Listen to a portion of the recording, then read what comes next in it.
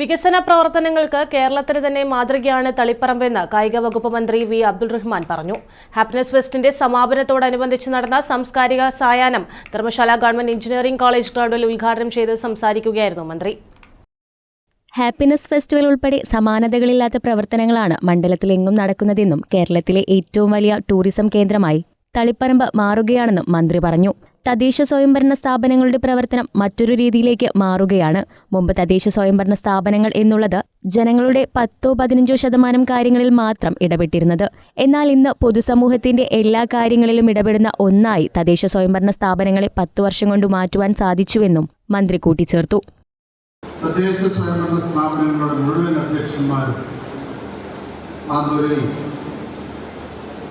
ഒത്തുചേർന്ന വലിയൊരു ചടങ്ങ് അവസാനിച്ചിരിക്കുകയാണ്.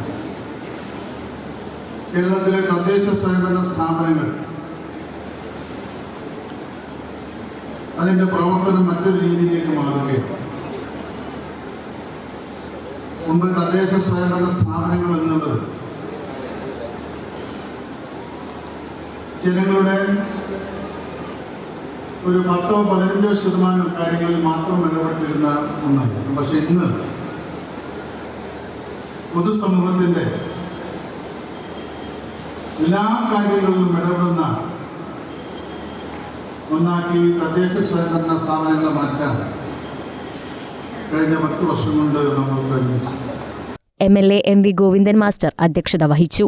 ആന്തൂർ നഗരസഭാ ചെയർപേഴ്സൺ വി സതീദേവി, തദ്ദേശ സ്വയംഭരണ വകുപ്പ് joint director TG Arun, KP police commandant R Rajesh Kumar, നഗരസഭാ secretary K Manoj, Vismaya park vice chairman K Santhosh എന്നിവർ സംസാരിച്ചു. News bureau Taliparamba.